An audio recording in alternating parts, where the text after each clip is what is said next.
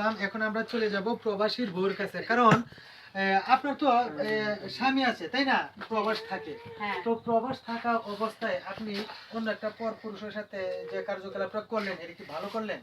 ভাই একটা কথা বলি, আমার স্বামী প্রবাসে থাকে, মাঝে সাথে বাগের সদাই করা লাগতো, তো ওর হাতে আমি আনাতাম এটা ওটা। তো আমি শুরু থেকে কিছু বলতে চাই না, ও আমার আগে প্রস্তাব দিচ্ছে। হ্যাঁ, তারপর আমি তারা বলছি যে দেখো, তোমার চেয়ে আমার বয়স অনেক বেশি, আগে কিন্তু আমি চিকন ছিলাম, তো তোমার চেয়ে আমার অনেক বয়স বেশি, তোমার সাথে আমার চায় না। আর আমার স্বামী তো প্রবাসে থাকে, কোনো সমস্যা নেই, তোমার স্বামী তোমার সংসার সবকিছু থাকবে।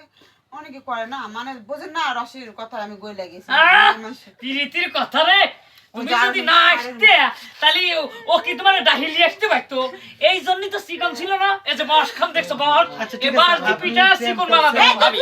ভক ভক করিস না, এটা আমার ব্যক্তিগত ব্যাপার। ব্যক্তিগত ব্যাপার ঠিক আছে, বিদেশে, আর তুমি আমার ভাবি হয়ে মান সম্মান আমার মই চুলকানি তোর দিচ্ছ। ভাই আমার বিদেশে তুই গেছে, তোর ভাই না কত করে কই আমি টাকা দরকার না, আমার স্বামী দরকার আহে না কে, এর লাগি আমি প্রেম করছি। এত প্রেম করতে ভালো এত কামড় জাবির দিলু কে এই জন্যই তো আমি চিকন বানাতে পারে বাদি বাইরে চিকন বানাতে। আচ্ছা ভাবি, তো এখন কথা হলো যে আপনি প্রেম করতেন, যাই করতেন তাই করতেন, সমস্যা নাই। এখন বিয়ের আগে তো উনাকে আটকাইতে পারতেন, এখন বিয়ে করছে, বিয়ের আগে আটকে আমি গেছি বাপের বাড়িতে, আমি বাপের বাড়িতে গেছি, ও আমার সাথে পেকআপ করছে 6 মাস হয়। আচ্ছা ঠিক আছে, সমস্যা নাই, রাগারাগি হতে পারে, স্বাভাবিক। 2 বছর যে ধরে প্রেম করতে, তখন কোনো হুঁশ ছিল না, ওর জীবনে কোনো ভয় নাই। আমি কিন্তু বলছি যে তুই যদি বিয়ে করি আমি সহ্য করতে পারবো না, আমার সারা জীবন এইভাবে রাখবে, কিন্তু বিয়ে করবে না। ঠিক আছে, কোনো সমস্যা নেই, করুক না। স্বামী বিদেশ থাক, স্বামী আরো 20 বছর বিদেশ থাক, সমস্যা নাই, যেহেতু আমার তো প্রেমিক এই জায়গায় আছে।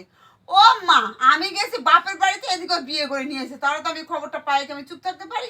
সেই জন্য চলেছে ও জন্মের বাসর আমি শিক্ষা দিয়েছিলাম, দেখবো আর বউ নিয়ে কেমনে খায়। এখন তো সবাই জানা জানি যে আমার স্বামী তো আমার আর নিবো না, সংসার করবো না, এখন আমি হেল লাগাই সংসার করুন। আপনার কথা একটাই, ওনার সাথে সংসার করবেন।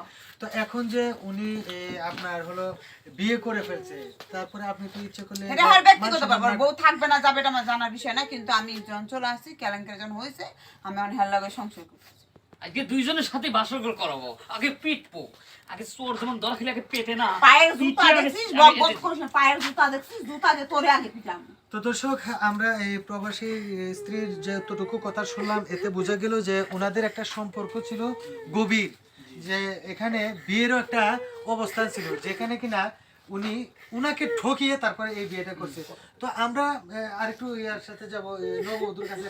আচ্ছা ভাবি, আপনি তো এই জিনিসটা দেখছেন তাই না, এখন কি ওনার সংসার করবেন না? না না, আমি ওর মতো চরিত্রহীনের সাথে আর আমি কোনো সংসারই করব না। ওর মতো থাকুক, জানে ওর ভালো লাগছে, আমার এত ভালো লাগে না, সেই জন্য তো এই কুকীর্তিটাও করছে। আর আমি তো ভাবি আনছিলাম খুব, মানে আমার বিয়েতে তো মানুষের মুরব্বি আসে না বলেন, হয়তো